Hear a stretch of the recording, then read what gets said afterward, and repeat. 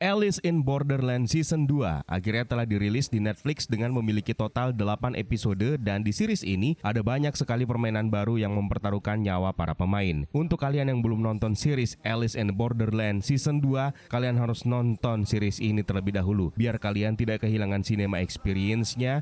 Dan di video kali ini kita bakalan merecap dan nge-breakdown series Alice in Borderland Season 2. So, universe, let's talk about it.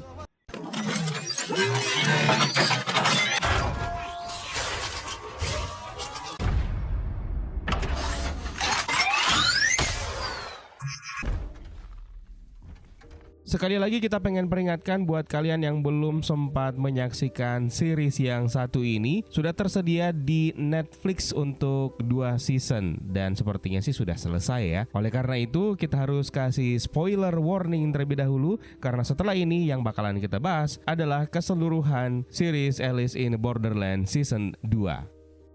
Di awal episode kita akan diperlihatkan langsung para pemain yang diserang secara membabi buta oleh King of Spades dan banyak pemain yang tewas. Sementara Arisu, Usagi, Kuina, dan Chisia yang pada saat itu bertemu dengan Anne dan Tata langsung masuk ke dalam mobil. Tapi sayangnya Chisia tidak sempat untuk bergabung dengan mereka agar bisa kabur karena Chisia harus terhadang oleh tembakan King of Spades sehingga membuat mereka pun terpisah. Chisia harus menyelamatkan dirinya sendiri. Tidak berhenti sampai di situ. Ketika mereka masuk ke dalam mobil, King of Spades berhasil mengejar dan menembaki serta membuat mobil yang ditumpangi Arisu terguling sehingga membuat Anne ikutan terpisah dari mereka semua. Akhirnya Arisu dan kawan-kawan pun bersembunyi ke tempat yang aman di sebuah gedung untuk menyiapkan rencana sebelum menuju ke permainan selanjutnya. Dan Arisu mengatakan jika dia pengen menuju ke permainan King of Clubs. Sesampainya di King of Clubs, Arisu dan kawan-kawan bertemu dengan pemimpin dari King of Clubs yang bernama Kyuma, yang mana Kyuma ini adalah sosok pria nudis yang dulunya adalah pemain band bersama dengan teman-temannya yang kini juga menjadi bagian dari King of Clubs. Secara mengejutkan di sini ada Niragi yang ternyata belum mati dari season pertama. Niragi di sini ikutan bermain menjadi bagian dari Arisu dan kawan-kawan dan permainan pun akhirnya dimulai. Pada saat permainan Arisu dan teman-temannya berhasil mendapatkan poin lebih banyak dengan cara menekan tombol dari balik kontainer tempat beberapa benda yang diwajibkan untuk disentuh, namun Kyuma justru malah melakukan hal yang tidak terduga dengan cara membawa beberapa anggotanya untuk mendatangi markas Arisu yang dijaga oleh Tata. Tata yang ketakutan pun langsung menyentuh tiang tersebut dan mencoba untuk menjaganya. Dan pada saat Kyuma dan ketiga teman-temannya akan menyentuh tiang tersebut, salah satu dari mereka yang tersentuh oleh Tata akhirnya tewas karena kehabisan poin.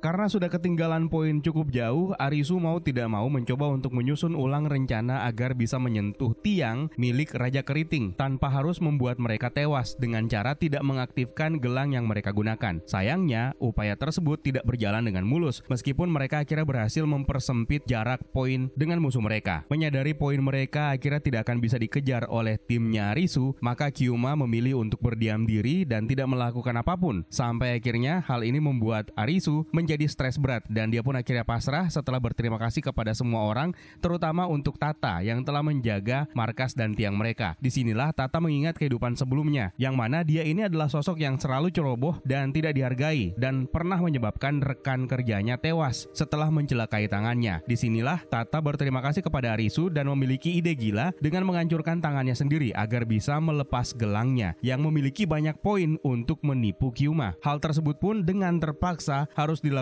oleh Arisu dan akhirnya Arisu bertemu dengan Kyuma di tepi pantai sambil mencoba untuk mencari tahu jawaban atas pertanyaan yang ada di benaknya mengenai Borderland. Arisu pun akhirnya mendesak Kyuma untuk bersalaman dengannya, namun tanpa dia sadari poin Arisu dan kawan-kawan malah bertambah dan membuat mereka kini menjadi pemenang. Di menit-menit terakhir permainan tersebut berakhir, Kyuma dan rekan-rekannya pun akhirnya tewas sementara Arisu berhasil survive dari permainan tersebut. Namun sayangnya Tata malah tewas karena kehabisan darah dan membuat Arisu dipenuhi dengan rasa bersalah yang sangat mendalam. Di sisi lain, Chisia yang mengikuti permainan Jack of Hearts yang memiliki peraturan yang tidak kalah mencekam, di mana di permainan ini dia harus menebak apa lambang yang ada di balik perangkat di leher mereka dengan benar. Namun pada saat permainan dimulai, sudah terlihat ada pergerakan dari salah satu pemain yang mencoba untuk mempengaruhi pemain lainnya hingga menyebabkan permainan menjadi chaos, di mana mereka saling menipu satu sama lain demi mencari siapa Jack Jack of Hearts yang sebenarnya di antara mereka. Karena kalau mereka tidak bisa menemukannya, maka permainan ini tidak akan pernah berakhir. Chisia yang tidak memiliki pasangan pun harus bersabar sampai orang yang dia percayai akhirnya harus tewas setelah salah menebak lambang yang ada di lehernya. Chisia pun bahkan sempat mengira bahwa dirinya bakalan selesai karena sudah tidak ada lagi yang percaya terhadap dirinya dan tidak ada yang mau bekerja sama dengan dirinya. Sampai akhirnya dia bisa menebak 2 dari simbol yang muncul di belakang lehernya dengan benar. Lalu di babak akhir, akhirnya menyisakan 3 orang di antara mereka, dan 2 di antaranya yang bernama Yaba dan Banda berhasil menebak siapa Jack of Hearts yang sebenarnya. Dan dia adalah Angie yang di awal permainan telah mempengaruhi pemain lain untuk membuat pemain lainnya terbunuh untuk pertama kali. Dan pada saat itulah Yaba dan Banda akhirnya menyiksa Angie.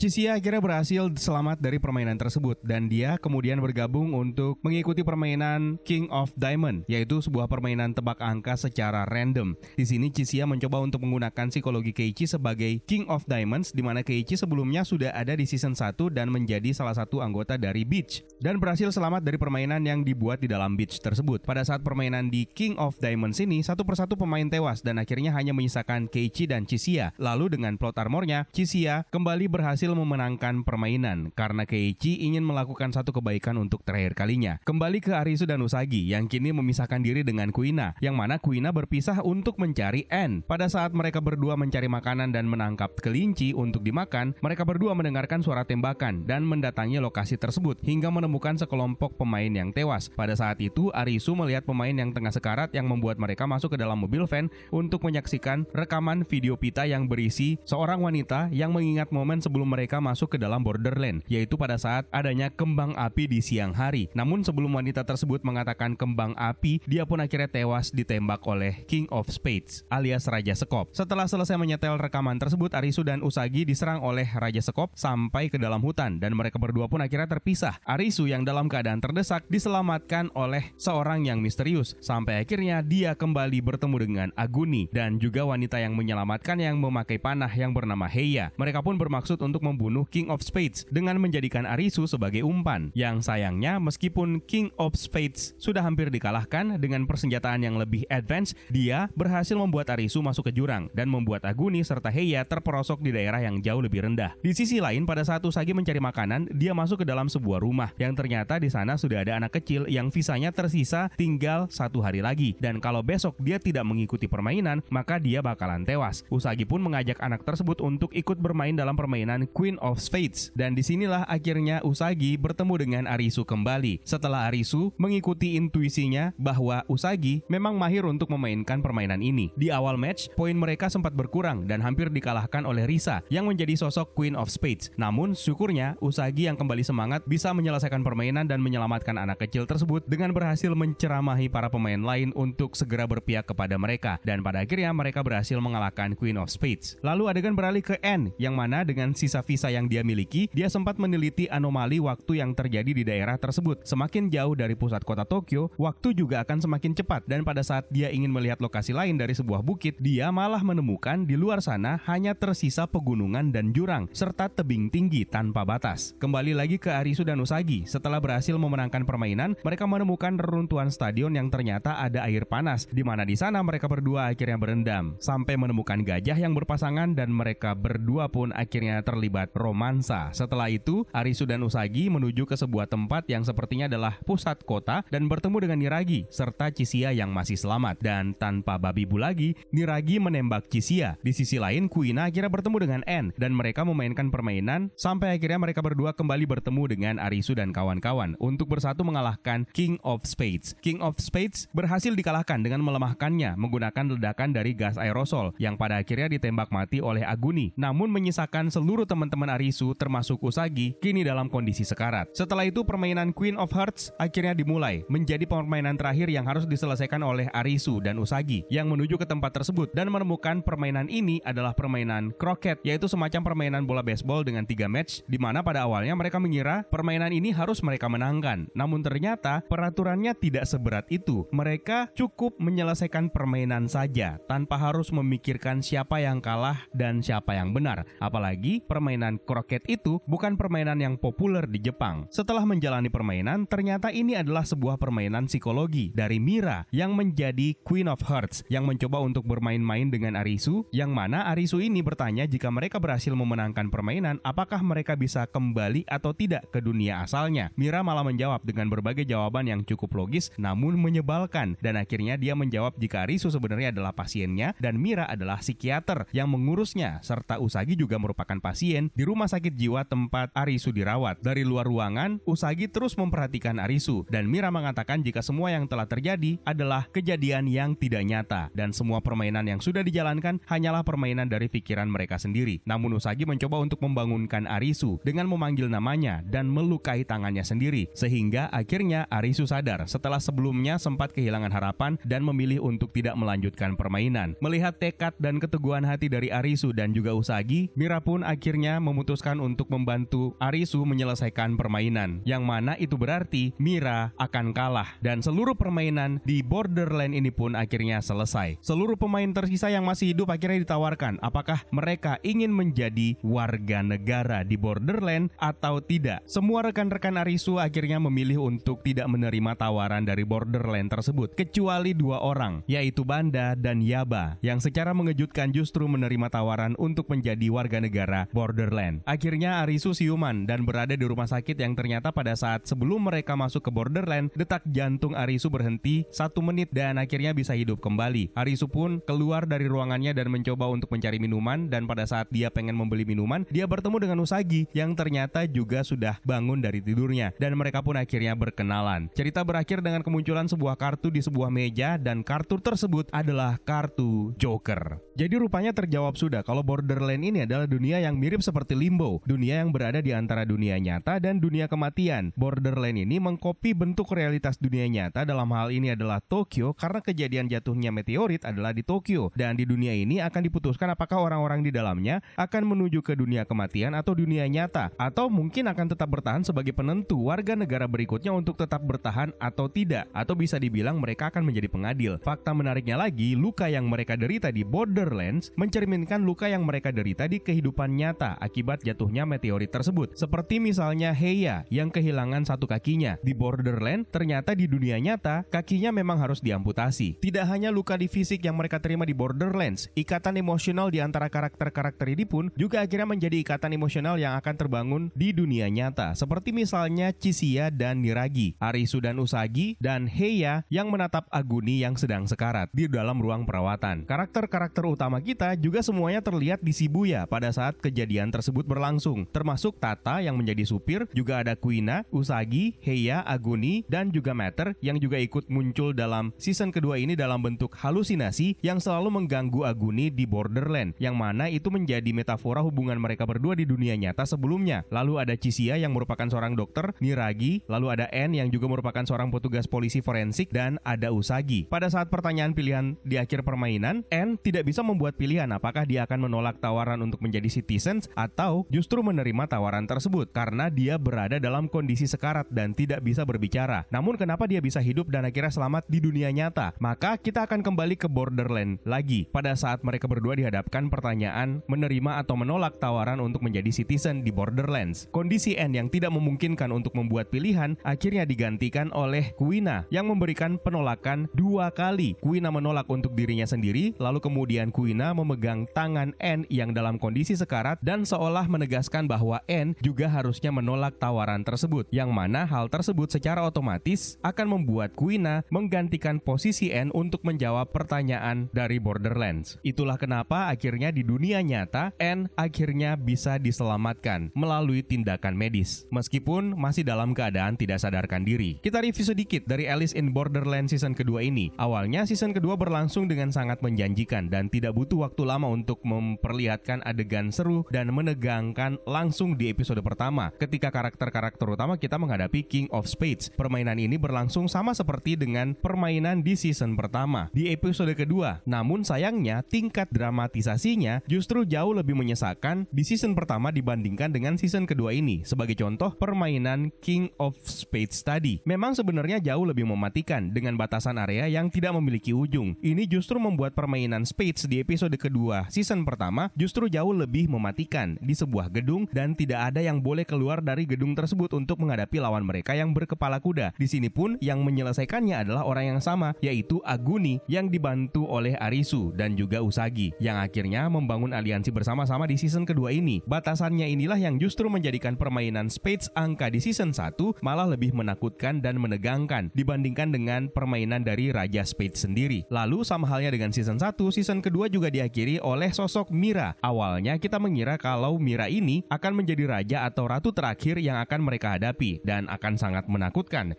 Tapi rupanya justru Mira yang menjadi penyelamat mereka karena memutuskan untuk menyelesaikan permainannya dan mengorbankan dirinya sambil memberi petunjuk kalau mereka akan dihadapkan terhadap dua pilihan kepada mereka yang masih selamat di Borderlands ini. Di season pertama, Mira pun juga muncul untuk memberikan selamat kepada Arisu dan kawan-kawan sambil meminta mereka untuk bersiap-siap menghadapi tantangan berikutnya, yaitu kartu wajah, yang harusnya tantangannya justru jauh lebih sulit dan lebih berat. Perbedaan yang paling mencolok di antara kedua season ini adalah tema dari kedua level permainan, di mana di season pertama kita diajak untuk mengenal lebih jauh sosok dealer permainan, yaitu Aka. Dealer ini sebenarnya adalah orang yang mengatur permainan dengan imbalan visa bertahan hidup mereka yang akan terus diperpanjang. Di season kedua, kita dibawa untuk lebih menyoroti world buildingnya, termasuk tentang citizen atau warga negara dan juga player di Borderlands. Jadi mereka yang memilih untuk menjadi citizen atau warga negara akan memiliki hak untuk menjalankan permainan di siklus permainan yang berikutnya, yang artinya permainan akan tetap terus berlanjut setelah satu siklus sudah selesai. Saya pengen menyoroti soal citizen ini. What if Arisu dan kawan-kawan justru memilih opsi untuk menjadi citizens? Kemungkinan mereka akan mewarisi karakter-karakter yang sudah tewas sebelumnya, seperti misalnya Aguni yang kemungkinan akan menjadi King of Spades yang selanjutnya. Selain karena dia punya skill yang sesuai untuk permainan tersebut, Aguni juga seolah menerima warisan dari King of Spades yang akhirnya mati, yang sama seperti dengan adegan flashback di mana King of Spades sebelumnya yang dia bunuh. Maka Aguni harusnya punya kesempatan itu kalau dia memilih bertahan menjadi citizen. Begitupun juga dengan Arisu, sepertinya dia akan pantas untuk menjadi penggantinya Kyuma yang juga akhirnya tewas untuk menjadi King of Clubs atau Raja Keriting. Arisu malah merasa memiliki banyak kecocokan dengan Kyuma, dan dengan Kyuma menyerahkan poin kemenangan untuk Arisu menjadi foreshadowing kalau Arisu bisa saja menjadi King of Clubs atau Raja Keriting yang berikutnya. Chisia juga menerima poin dari King of Diamonds, yang mana ini juga cocok untuk Chisia menjadi penerus King of Diamonds di siklus permainan selanjutnya. Dan hal yang sama juga terjadi terhadap Usagi yang sangat cocok untuk menjadi pengganti Risa untuk menjadi Queen of Spades selanjutnya. Apalagi mereka memiliki kesamaan, yaitu ketertarikan dengan Arisu serta ketahanan fisik yang sama handalnya. Seolah season 2 ini memperlihatkan potensi cerita season berikutnya jika saja seandainya mereka memilih bertahan menjadi citizens. Menariknya, permainan Queen of Spades ini menjadi satu-satunya permainan yang akan membuat player bisa beralih menjadi citizens untuk sementara waktu jika saja mereka memilih berada di pihak Queen of Spades. Season kedua berakhir dengan ending yang cukup mind-blowing, di mana kamera menyoroti kartu terakhir, yaitu Joker. Ini berbeda dengan di komik yang akan kita jelaskan nanti. Kartu Joker sendiri memiliki aturannya sendiri dalam permainan kartu remi, di mana ending season kedua ini bisa saja berarti permainan masih berlangsung. Season kedua berakhir dengan cara yang sama seperti berakhirnya Inception garapan Christopher Nolan, di mana totem menjadi penanda apakah dunia yang kita lihat di ending film tersebut adalah dunia mimpi atau dunia nyata. Dengan adaptasi Netflix menerapkan cara yang berbeda dengan versi manganya, maka ini membuka potensi untuk season ketiga. Meskipun source materialnya sudah selesai sampai di titik ini, kemunculan kartu Joker justru menimbulkan pertanyaan besar. Apakah ending season kedua ini sudah memperlihatkan dunia nyata atau justru masih berada di dunia Borderlands? Sekarang kita coba membahas mengenai beberapa perbedaan Alice in Borderland di versi Netflix dan versi manganya. Di versi Netflix pada awalnya para pemain yang masih hidup langsung diserang oleh King of Spades secara membabi buta, yang mana hal tersebut menyebabkan Arisu dan kawan-kawan kabur. Dan di ending cerita, pada saat Arisu dan kawan-kawan menghadapi King of Spades kembali, Aguni terluka parah yang menyebabkan dia sekarat dan pada akhirnya justru berhasil bangkit kembali dan menyebabkan King of Spades terkena ledakan. Meskipun masih sempat bangkit kembali, Aguni akhirnya berhasil menembak mati King of Spades ini. Dalam permainan ini, Aguni dan Arisu menjadi pion yang paling penting untuk menaklukkan King of Spades.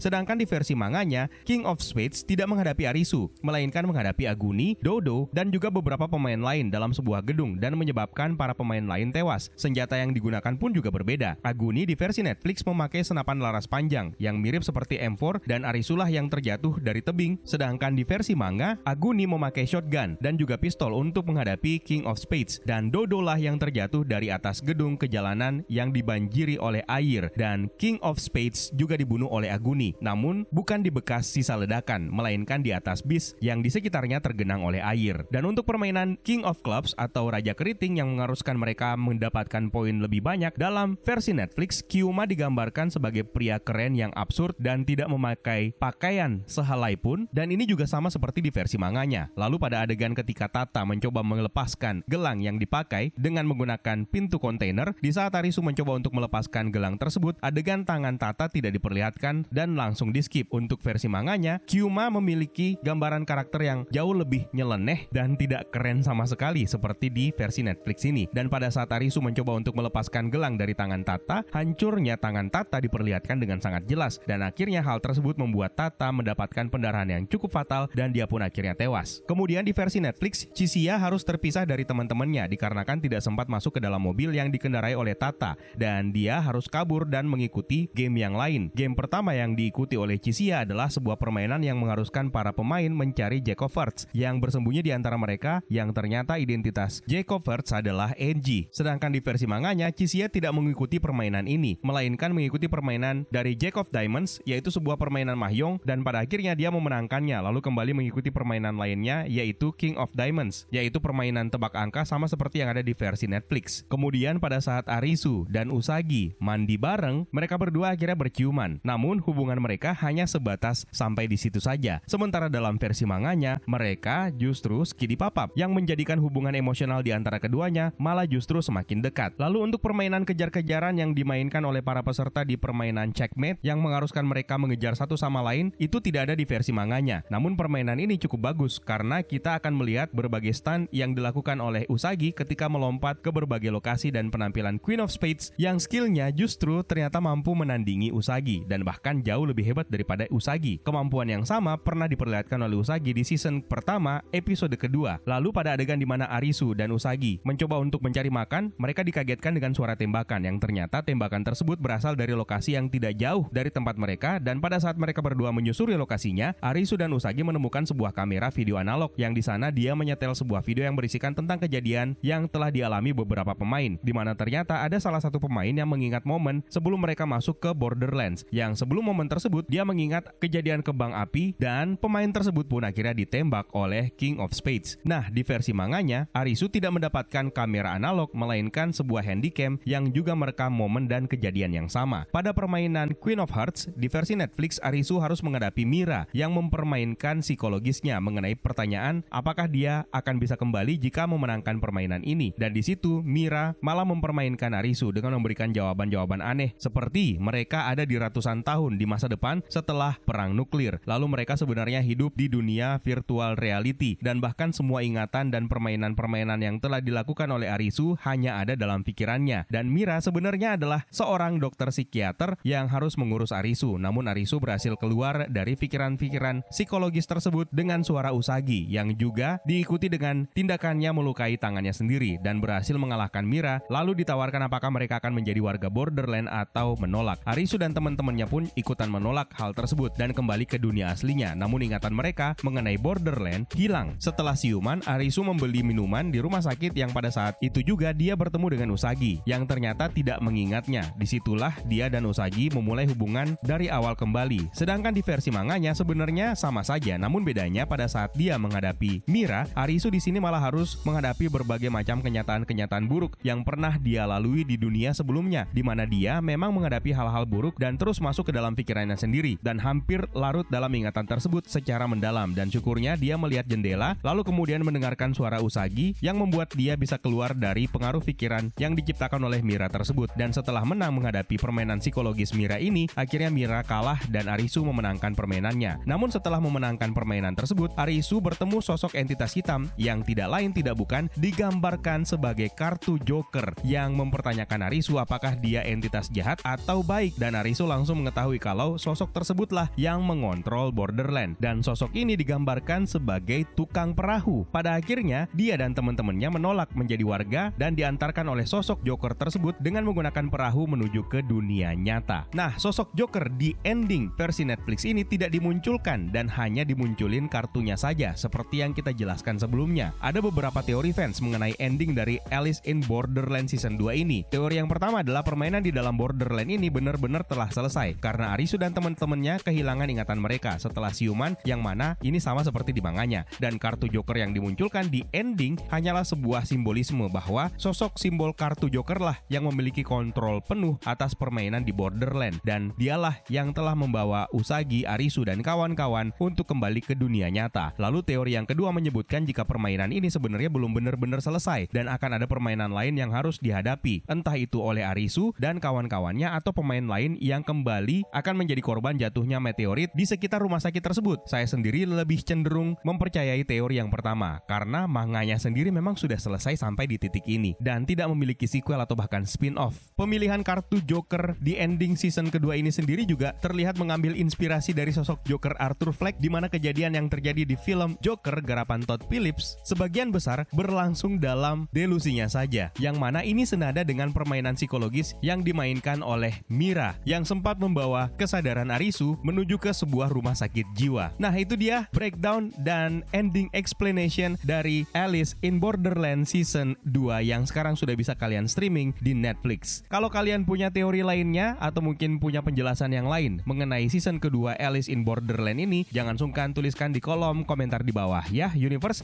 Terima kasih buat kalian yang sudah menonton dan juga terima kasih buat kalian yang sudah ikutan bergabung di membership community. Juga terima kasih buat kalian yang sudah bersedia untuk memberikan super thanks-nya untuk video ini. Dan kalau kalian pengen membantu teman-teman dan saudara-saudara kita yang sedang membutuhkan, silahkan melalui semangatbantu.com yang saya sertakan linknya di kolom deskripsi di bawah. It's time for me to sign out. My name is Eka. Stay safe and until next time.